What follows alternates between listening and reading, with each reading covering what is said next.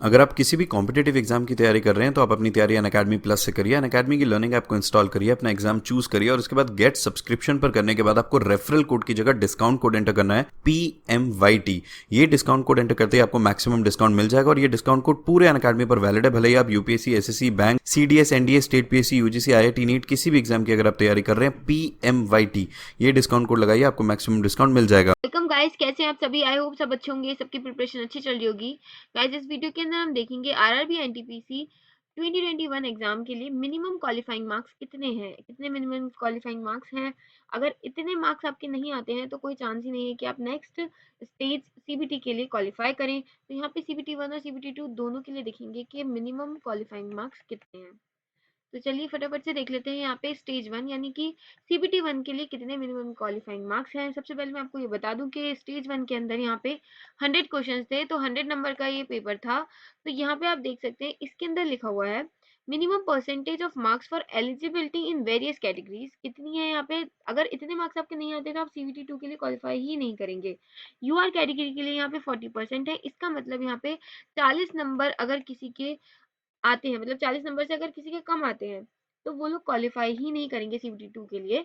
Next है यहाँ पे ईडब्ल्यूएस कैटेगरी, उनके लिए भी सेम 40% मार्क्स ही हैं। अगर इनको बताने का मतलब ये है, काफी सारे कैंडिडेट्स को ये लग रहा है कि अगर इतने मार्क्स आ रहे हैं तो ये ही कट ऑफ रहेगी और हम लोग क्लियर कर जाएंगे।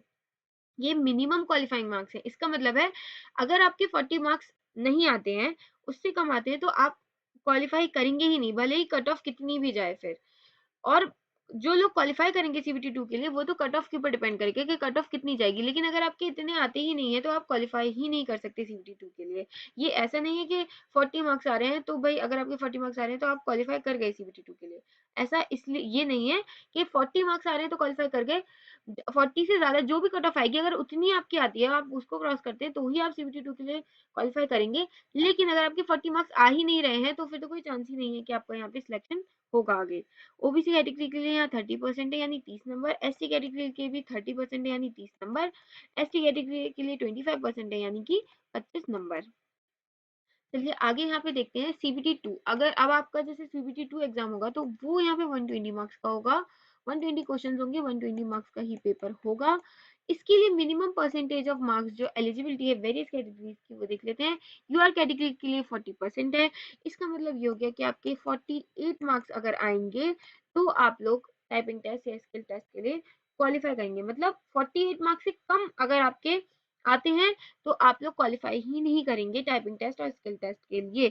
48 मार्क्स से तो आपको ज्यादा ही यहाँ पे लाने पड़ेंगे, उसके बाद फिर कट ऑफ के ऊपर डिपेंड करेगा। ईडब्ल्यूएस के लिए यहाँ पे 40% मार्क्स है यानी कि सेम 48 मार्क्स आपके आने चाहिए। ओबीसी कैटेगरी के लिए 30% यानी कि जो 36 मार्क्स हैं, इससे कम बिल्कुल भी नहीं आने चाहिए। एससी कैटेगरी के लिए 30% बिल्कुल सेम 36 मार्क्स। एसटी कैटेगरी के लिए 25% यानी कि 30 मार्क्स। ये बनाने का सिंपल सा मतलब ये था। काफी सारे कैंडिडेट्स को ये दिक्कत हो रही थी, उन्हें लग रहा था कि ये मिनिमम क्वालिफाइंग मार्क्स ये हैं तो हमारे अगर इतने आ रहे हैं तो हम लोग क्वालिफाई कर जाएंगे नेक्स्ट स्टेज सीबीटी के लिए। क्योंकि काफी सारी वीडियोस मैंने देखी थी या मैंने कुछ देखा था, उसके अंदर ये बता रखा था कि अगर आपके इतने मार्क्स आ रहे हैं तो आप क्वालिफाई कर जाएंगे नेक्स्ट स्टेज सीबीटी के लिए। तो वो गलत है, वो तो सीधे सीधे गुमराह करने वाली बात हो गई।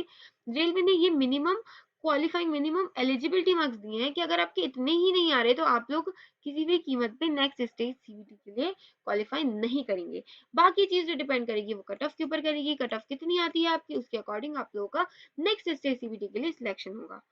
अगर आप किसी भी कॉम्पिटेटिव एग्जाम की तैयारी कर रहे हैं तो आप अपनी तैयारी अनअकैडमी प्लस से करिए। अनअकैडमी की लर्निंग ऐप को इंस्टॉल करिए, अपना एग्जाम चूज करिए और उसके बाद गेट सब्सक्रिप्शन पर करने के बाद आपको रेफरल कोड की जगह डिस्काउंट कोड एंटर करना है PMYT।